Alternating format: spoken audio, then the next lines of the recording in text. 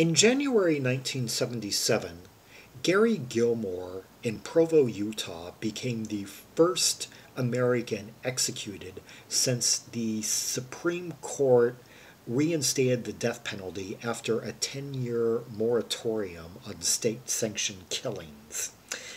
And before he went into the execution chamber, he donated his eyes to science.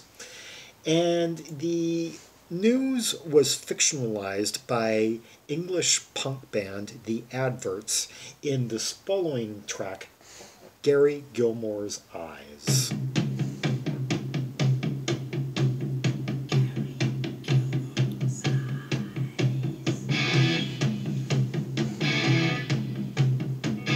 Hear the menace of that drum, almost kind of like tribalistic, echoey, and that whispering, kind of sinister voice.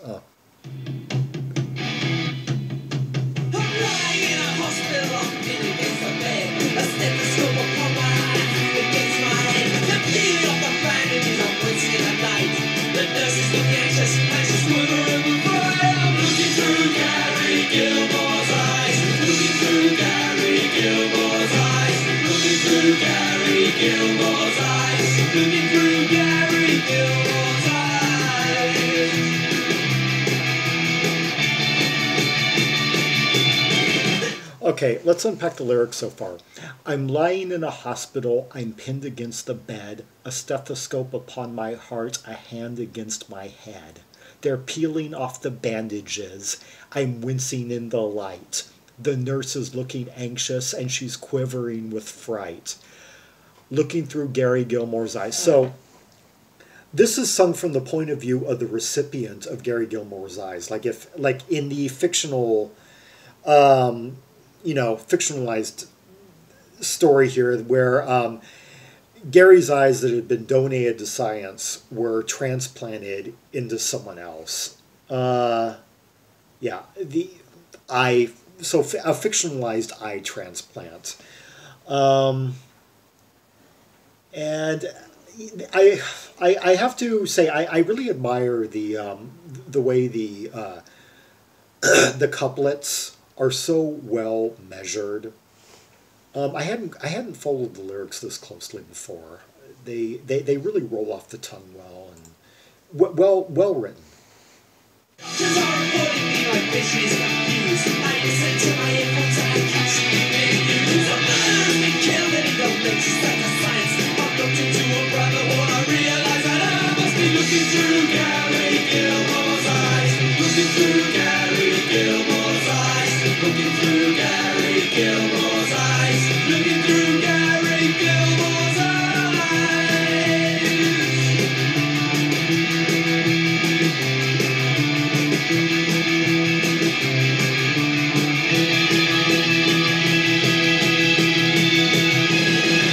Just like Young Savage, as I pay attention to the music more closely, I'm finding that it's the drumming that I'm most drawn to. That wallop.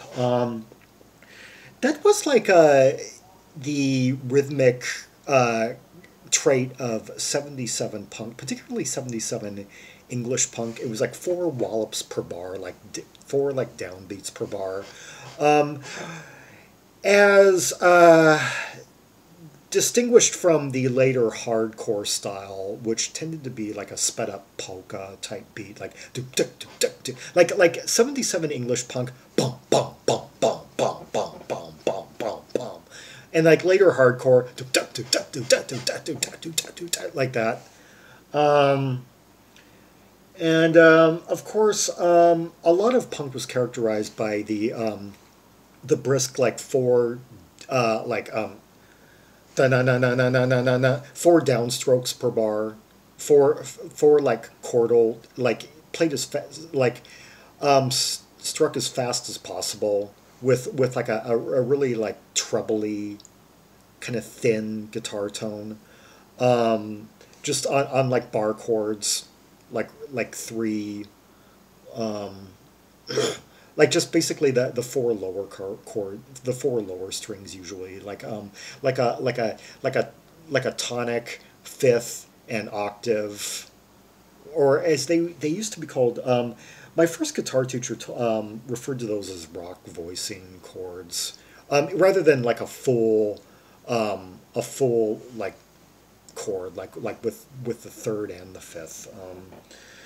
Anyway, this I'm not quite hearing the buzzsaw so much. I'm hearing the four wallops per bar, and of course I'm hearing the really thick kind of bass, kind of having almost kind of like an echoey like effect that creates like a thick kind of blankety bedrock for it, and the guitar is just kind of playing these sort of shards of like trebly sonic sounds that are just cutting through and create and definitely creating like a lot of noise. But I one of the things I like about this band overall is that they go for kind of a wall of sound, and so I wouldn't really call them like a pop punk band.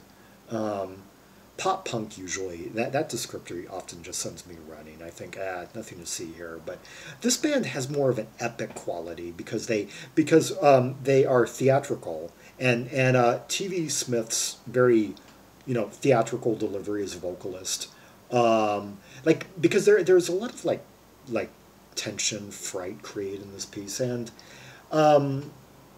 this band has a knack for creating epics, and of course that wall of sound just kind of supports that. It boosts it.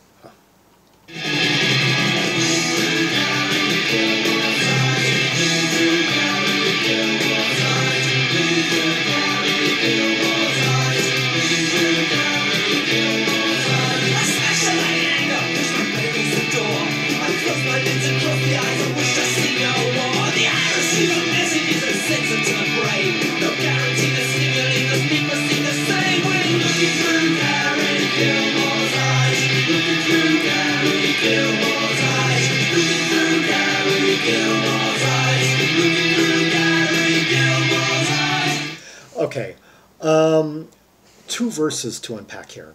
The doctors are avoiding me, my vision is confused. I listen to my earphones and I catch the evening news.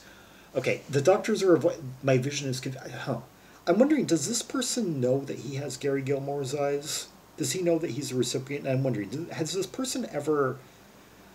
this is kind of like a fictionalized science in which blind people can have eye transplants from like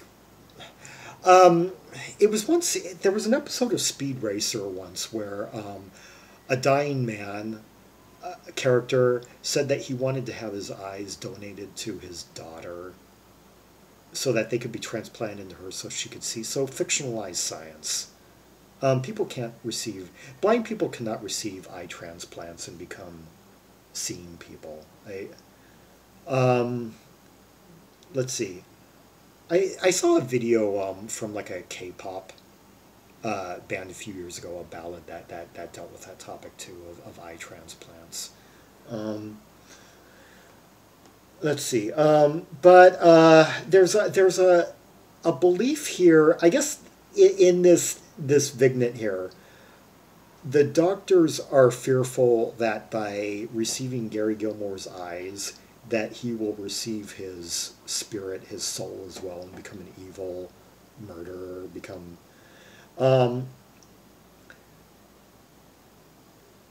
okay, and I catch the evening news. A murderer's been killed, and he donates his sight to science. I'm locked into a private ward.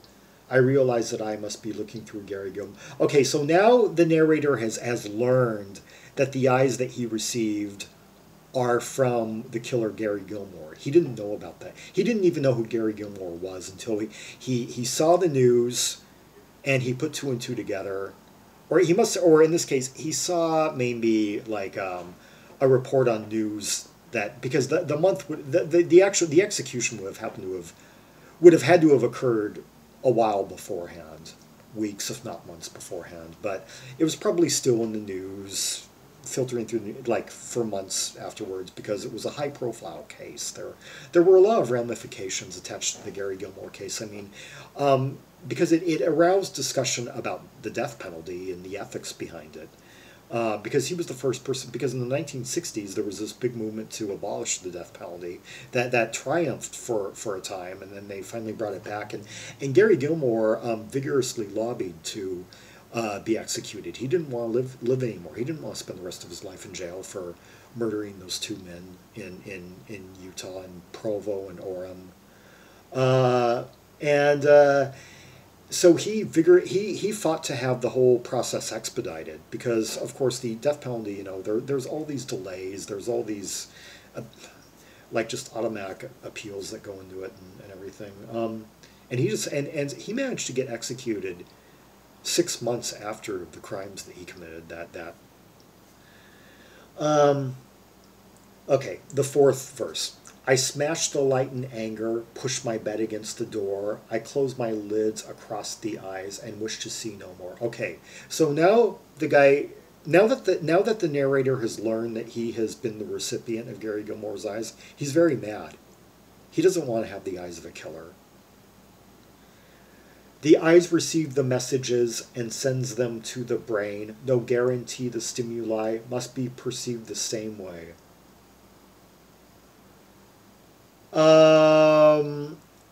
So he's fearful that having Gary Gilmore's eyes will make him see the world the same as Gary Gilmore, that he'll have that lack of empathy, that he'll be inclined to kill and commit crimes and kill the way that Gary Gilmore did.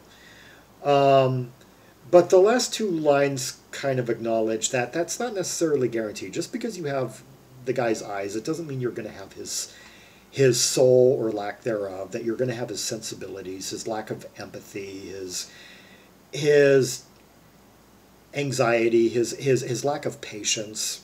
Like, one of the reasons that Gary Gilmore spent most of his life in jail from like the age of 14 onward, is that despite having a high IQ, being an intelligent guy, he had no patience. He would just act on impulse and just take what he wanted, or try to anyway, without any concept of earning and, you know, waiting, of saving,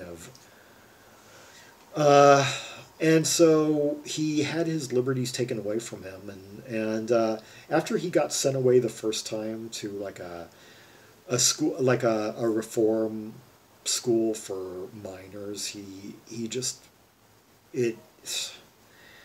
there was really no going back. As he told interviewers later on, once you get sent away to these places, you learn a certain esoteric knowledge that the outside world doesn't understand.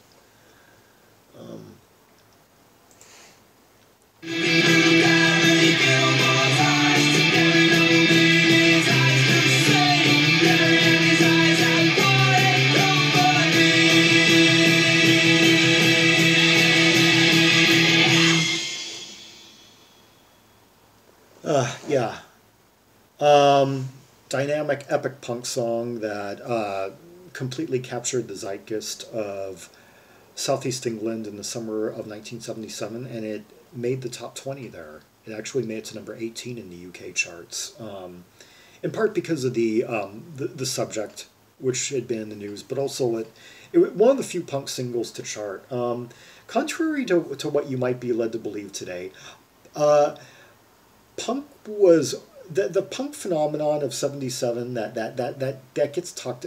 It seems like you can't even get through like a short like segment on 77 without kind of over emphasis on the punk movement, when as an above ground phenomenon it was limited to Southeast England, and even there it only managed to